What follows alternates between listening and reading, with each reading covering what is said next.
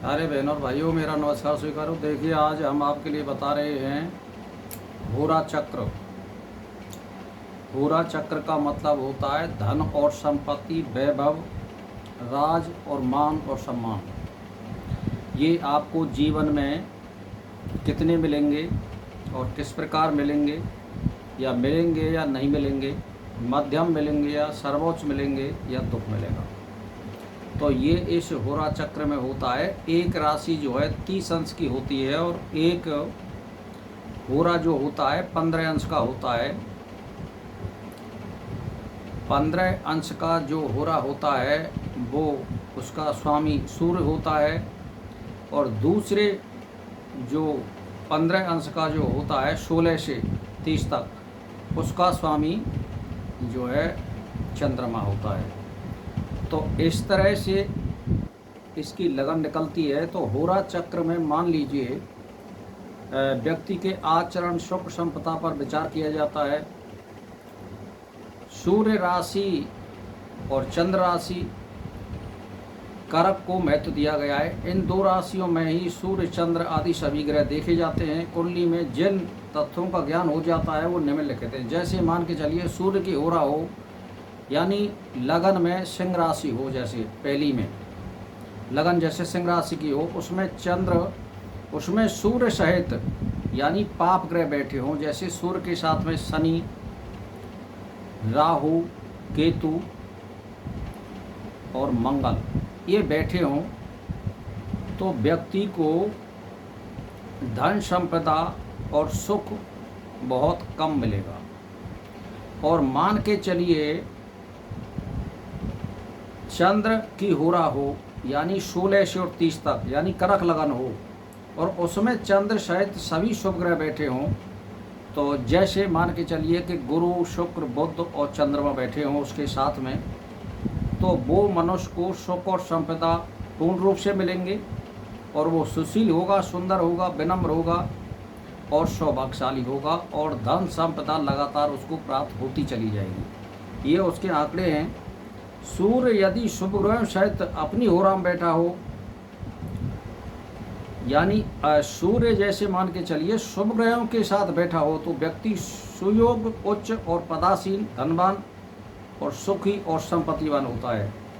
सूर्य यदि पाप ग्रहों के सहित अपनी होरा में बैठा हो, तो व्यक्ति निर्धन, क्रोधी और दुखी होता है। चंद्र की होरा में चंद्र सहित सभी पाप ग्रह बैठे हों, तो व्यक्ति चंचल, दुराचारी और दुखी होता है। और अगर मिश्रित ग्रह बैठे हों दोनों के साथ में, तो मिला जुला हुआ फल प्राप्त इसमें होता है ज़्यादातर।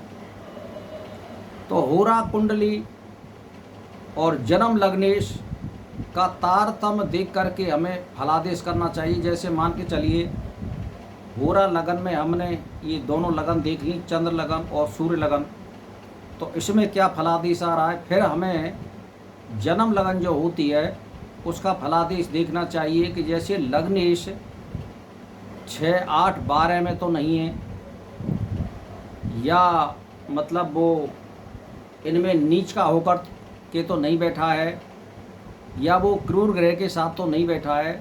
तो अगर मान के चलिए लग्नेश उच्च राशि का या स्वय राशि का या मित्र राशि का केंद्र में बैठा हो, विशेष करके दशम स्थान में, चतुर्थ स्थान में, सप्तम में या लगन में, तो व्यक्ति सुशील, सुंदर और धन संपत्तिमान और सुख भोगने वाला बनेगा।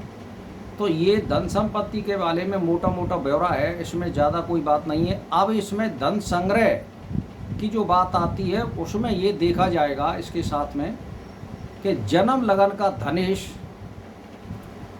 या जन्म लगन का एकादश भाव का स्वामी, ये दोनों केंद्र में एक साथ बैठे हैं या नहीं बैठे हैं, या आपस में इनकी दृष्टि केंद्र में है कि नहीं है, इसका तारतम्य मिलाया जाएगा, तब वो आदमी धर्म संग्रह करने वाला बन जाता है। तो भाई और बहनों, ये सूक्ष्म फलादेश है। जो जन्म कुंडली बनाना जानते हैं या ज्योतिष के जो जानकार हैं, और या ज्योतिष में जो रुचि रखना चाहते हैं, आजकल मोबाइल से कुंडली निकाल सकते हो और उसमें अपना फलादेश देख सकते हो और अपनी जानकारी ले सकते हो, या किसी ज्योतिषी विद्वान पंडित से आप अपनी जानकारी ले सकते हो और अपनी कुंडली के द्वारा अपना भविष्य जान सकते हो और अपने बारे में जानना चाहिए कि मैं क्या बनूंगा क्या नहीं बनूंगा। अगर कोई खराब ग्रह आ रहे हैं तो उसके अनुसार कर्म करना चाहिए। शुभ कर्म करने से, परमार्थ करने से और दूसरों की भलाई करने से, सहायता करने से ग्रह नरम पड़ जाते हैं और बुरे फल प्राप्त नहीं होते हैं। भाई और बहनों, मेरा इसी के साथ नमस्कार।